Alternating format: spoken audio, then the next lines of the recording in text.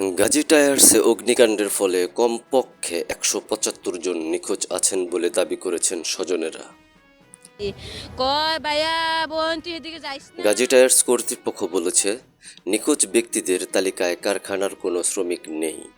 তাই প্রশ্ন উঠেছে, সেই নিখোঁজ ব্যক্তিরা কেন কারখানায় এসেছিলেন? উত্তর খুঁজতে গতকাল সোমবার সকাল থেকে আজ মঙ্গলবার দুপুর ১২টা পর্যন্ত কারখানা কর্তৃপক্ষ, পুলিশ, প্রত্যক্ষদর্শী ও নিখোঁজ ব্যক্তির স্বজনদের সঙ্গে কথা বলার এক পর্যায়ে জানা যায়, নিখোঁজ ব্যক্তিদের বেশিরভাগই কারখানায় লুটপাট করতে এসেছিলেন। কেউ কেউ স্বজনদের খোঁজে বা ঘটনা দেখতে কারখানায় ঢুকেছিলেন।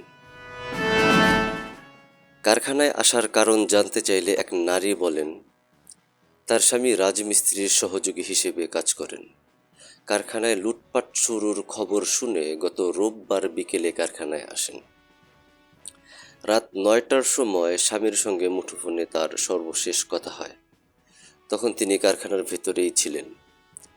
এরপর আর তার কোনো খোঁজ পাওয়া যায়নি। ওই নারী আরও বলেন, তার স্বামী লুটপাট করতে এর আগের বারও এসেছিল, তখন কোনো সমস্যা হয় নাই।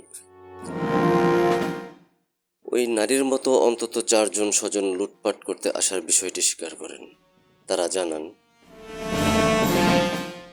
৫ আগস্ট শুরু হওয়া লুটপাট শেষ হয় ৮ আগস্ট।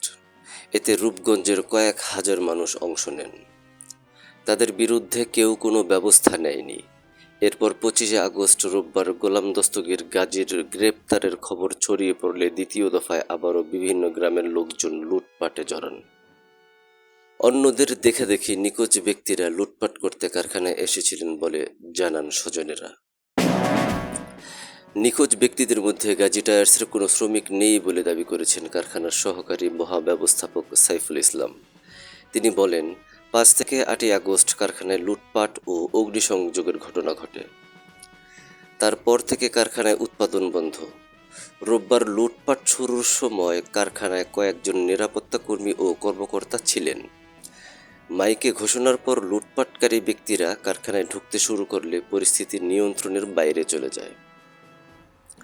সাইফুল ইসলাম আরও বলেন, লুটপাটের এক পর্যায়ে লুটপাটকারী দুই পক্ষের মধ্যে সংঘর্ষ হয়। রাত ৯টা নাগাদ কাঁচামালের গুদাম হিসেবে ব্যবহৃত ৬তলা ভবনে লুটপাট চলতে থাকে।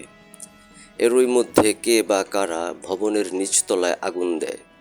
তখন লুটপাটকারী ব্যক্তিদের একটি অংশ ভবনে আটকা পড়ে বলে তারা শুনেছেন। যদি লাশটাও পাই আমরা মাটি দিতে পারলেও অন্তত ২০ জন প্রত্যক্ষদর্শী বলেন, ৬তলা ভবনে লুটপাটের সময় নিচতলায় আগুন দেওয়া হয়। ভবনের ভেতর যারা ছিলেন তারা লুটপাটের জন্য বা পরিস্থিতি দেখতে ভবনের ভিতরে ঢুকেছিলেন। আগুন দেওয়ার পৌনে ৩ ঘন্টা পর রাত পৌনে ১২টার দিকে ঘটনাস্থলে ফায়ার সার্ভিস যায়। তার আগে ভবনে আটকে পড়া লোকজনের কেউ কেউ ভবনের ছাদ থেকে তাদের বাঁচাতে চিৎকার করেন। রতন খান নামের একজন স্থানীয় বলেন, অগ্নিসংযোগের পরও উপরে অসংখ্য মানুষ আটকে পড়েছিলেন। রাত ১২টা নাগাদ তারা চিৎকার করছিলেন। এক পর্যায়ে তিনি পাইপ বেয়ে ছাদে ওঠেন। রতনের দাবি, ভবনে যারা ছিলেন তাদের অধিকাংশই লুটপাটের জন্য গিয়েছিলেন। কেউ কেউ আগুন লাগার পর ভবনের ভেতরে থাকা স্বজনদের নামিয়ে আনতেও উপরে ওঠেন।